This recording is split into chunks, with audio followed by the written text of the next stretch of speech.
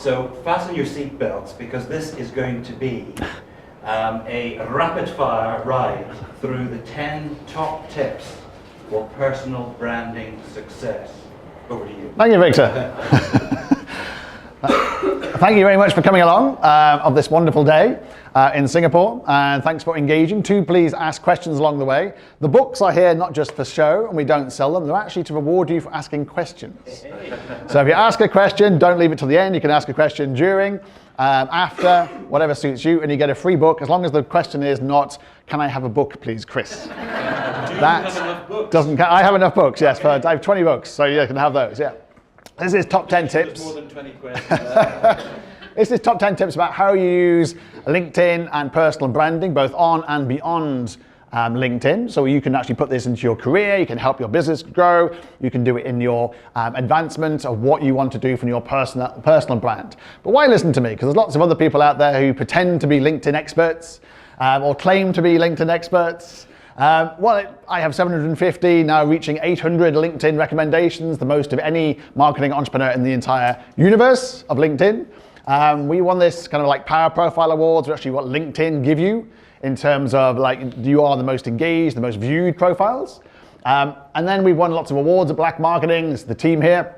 We won recently B2B Marketing Agency of the Year, for example, and also Best Brand. So we're winning awards as well, which is always a good sign. And then, of course, we have the book. So the first book was the LinkedIn Mastery book, which is all about how to do LinkedIn. The second one is about personal branding, of which you can obviously get a copy today. And the third book has just reached about social selling, which is the logical next step of how you socially sell yourself and socially sell your company. Because it's all about people, it's all about you. You sell yourself, you sell your company through you. So you can get all these books on Amazon. Unfortunately, you can't get them in Kindle in Singapore because did you know that Kindle is banned in Singapore?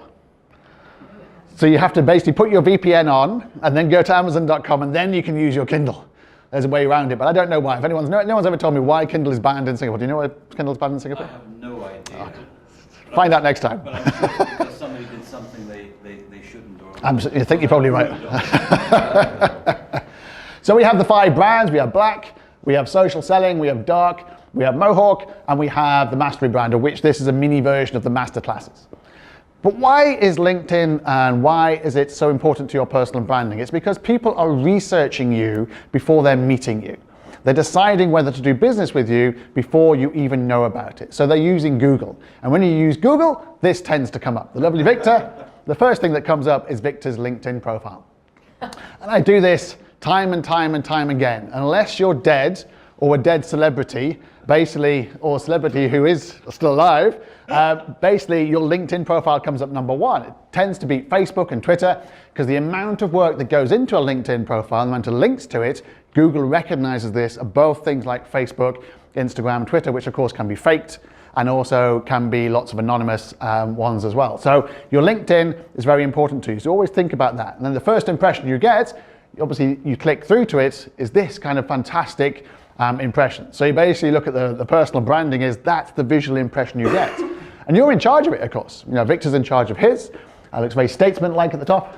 Everyone's very smiling there. Absolutely fantastic. You know, it's a positive impression.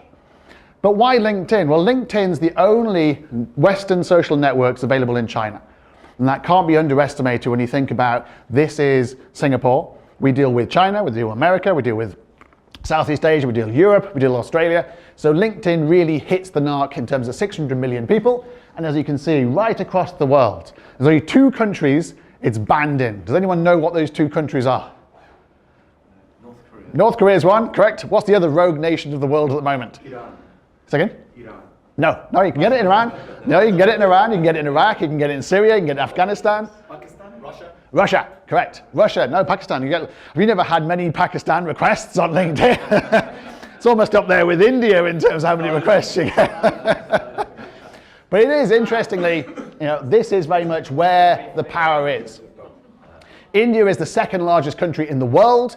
And China, where people say to me, oh, no one uses LinkedIn in China. It's like, hang on, there's 44 million people using it and it's only been available in China for 3 years. So think about that. They didn't used to be able to do it, but 3 years ago, and they have a nice partnership with WeChat. So basically what we do for clients in China is basically find out the right person and then switch those people to WeChat. because that's where the conversation can actually start. But WeChat doesn't have the data that LinkedIn does. And it's all about using the data on LinkedIn. And as you can see here, places like Indonesia is growing, Australia is now up to like 10 million people, Philippines, Singapore, 2.3 million. You think about that. By the way, you've taken away all the construction workers, for example, or the cabbies, or the domestic helpers, or the seniors, or the juniors. That's about every single person who works in Singapore. That's why it's so powerful. Same with something like Hong Kong. Very much, you're looking at most of the people who are professionals, who are white collar, are on LinkedIn. But LinkedIn is very much a gamification platform. Now, what I mean by that is the more you do, the more they reward you. The less they do, the more they kind of push you down. So basically, you have to become very addictive. You have to basically use the app every single day and like something and share something and engage. It's encouraging you to do so, even when you shouldn't be doing it. I wouldn't advise it during dinner, but you should be doing it like on the way to a meeting, for example, or on the MRT, for example, or in a coffee shop, for example. So think about just doing things, and you'll see your rankings and your ratings going up as a result of it. Well, I love this quote. Not obviously because I like James Blunt, because nobody in this t-shirt would like James Blunt publicly. I'm self-deprecating because I'm British. If I was American, I would tell you how great I was. And that's very much how Americans approach LinkedIn. It's like they say, yes, I'm wonderful, I'm brilliant, I'm fantastic. And you go, well, you didn't do that, and you didn't do that, and you didn't do that. But Americans don't seem to get that. They have this self-promoting gene when they were born. They self-promote. English people don't. They're much more modest. Asians do the same thing. Kiwis and Australians, the same thing. No, it was a group thing. No, we did it together. And it's like the problem with that kind of attitude is that there'll be some American who comes along and goes, no, I did it, and I want the business. I'll get the money, and I create that, and I'll get the investment. So you have to be more American. You have to self-promote yourself, not untruthfully, just promote facts. Promote about what you actually have done. So there's nothing wrong with that at all. You've got to just basically back it up with facts, of course, but do it. Be more confident in yourself, promote yourself professionally, and it is professionally as well. You should do that. So we believe there's 4 ways of doing this: personal branding, content marketing, company branding, and social selling. But you can't do the social selling until you do the other 3 steps. Lots of people here, lots of companies here in Singapore buy Sales Navigator from LinkedIn, and they're like 20 licenses, 30 licenses, 100 licenses. And then they wonder why it doesn't work. And then they come to me and say, Chris, why doesn't Sales Navigator work? And you look at the profiles of the people using it, 5 connections, 3 connections, 10 connections. No description of the company, no content marketing, no link to the company, no background picture. It's not going to work if you don't have any connections. It's a simple maths thing about LinkedIn, is you have to have connections, to have second connections and third connections to make social selling actually work. So you've got to really, really think hard about your personal brand before you do anything else. So your visual impression is very important on LinkedIn. That's the first shot, because people are visual. They take 90% of things in visually rather than in a written format. So think about the visual impression. So if I show you this, you get a visual impression of what that is. That's a brand. He has a brand. Disruption, technology, chaos. What his brand values are, the way he looks, the hair, the makeup, the scar, of course, and the flamboyant dress. But everyone has the same thing. Look at Steve Dawson here. He's on Fox Sports, but he wants to be known as a coach. Because outside of Fox Sports, he has a coaching business. And he's absolutely fantastic at that coaching business too. And he wants you to know. So as soon as you go there, you know he's the coach. Because he tells you in big, bold letters. And then I was lucky enough to meet Karen when I was in Auckland for the Global Speaker Summit. She's the GPS girl. She is the girl on 2 billion devices. Her voice is recalculating, recalculating, recalculating. Absolutely fantastic. She's also the Siri voice as well. So she's on billions of dollars. So what she's done is she's created the fact she's the GPS girl. So that every single person in the world, it's amazing. That's her mohawk. Her mohawk is the GPS. Now, she can't make a lot of money just by doing that. So she actually has a keynote speaking career. She basically is a concert performer, and she has an amazing voice. I've seen her perform live and gone, wow, that's pretty amazing. And she's very down to earth. But she's built an entire career based on being the GPS girl. Fantastic. I love this from Steve here. Steve just wants you to know that he loves burgers. Look at the size of that burger. He's in Melbourne, so he makes burgers in Melbourne. That's it.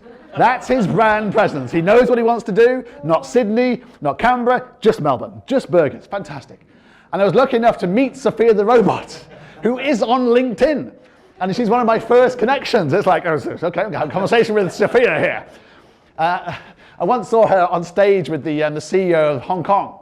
And there was 1,000 people in the room, and the moderator asked her a very kind of, how much do you enjoy being in Hong Kong question? And you could see she was thinking about whether to be controversial and tell the truth, or whether to be political, and her calculating at AI was going, there was this deathly silence in the room. We're going, is she going to tell the truth? Is she going to tell Carrie Lim that she doesn't like being in Hong Kong? She said something very politically correct instead. But, you know, connect with Sophia. You learn lots of things there as well. So don't do this. As much as I might aspire, like Victor, to be in George Clooney one day, we're not. So we can't use his picture.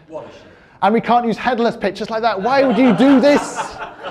If this person came in the room today, you'd run away. Headless people don't get on very well. Well, this is what I call your Facebook photograph.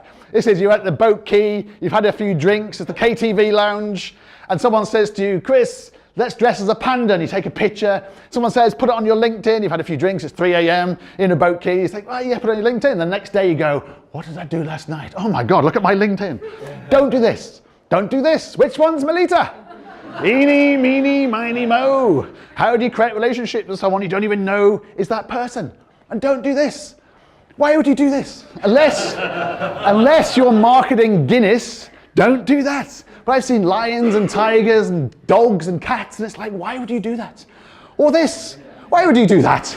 I'm still trying to figure out why someone put that on there. Some kind of connection with Facebook. I just don't get that at all. And this is Shane Armstrong. If anyone knows Shane, he's the CEO of the Canadian International School in Singapore. Now, to me, I'm not sure what that's supposed to be telling me, but it tells me not to go to Canada, because it reminds me too much of England. It's like, why would you put that as your picture on LinkedIn? It's just mental. And don't do this. This guy could not decide which picture to use, so he used all the pictures. I said, you can't do that, and you can't do this. This is your Tinder picture. Elizabeth went for the Tinder picture, and you can't do this if you happen to work for a small organisation called the Hyatt Hotel Group. And if you happen to be the human resources manager. You can't do that, Liz. And you can't do this either. Creative people tend to do this. And I had a go at one of these creative people and said, no, it's really creative. Nobody else does this on LinkedIn. I said, really? Nobody else does this on LinkedIn? Lots of other creative people also hide their face on LinkedIn. Or this, don't do this. Especially if you happen to work in China. I think it's very career limiting at the moment to be promoting Trump in China. Not very popular with his colleagues, I'm sure.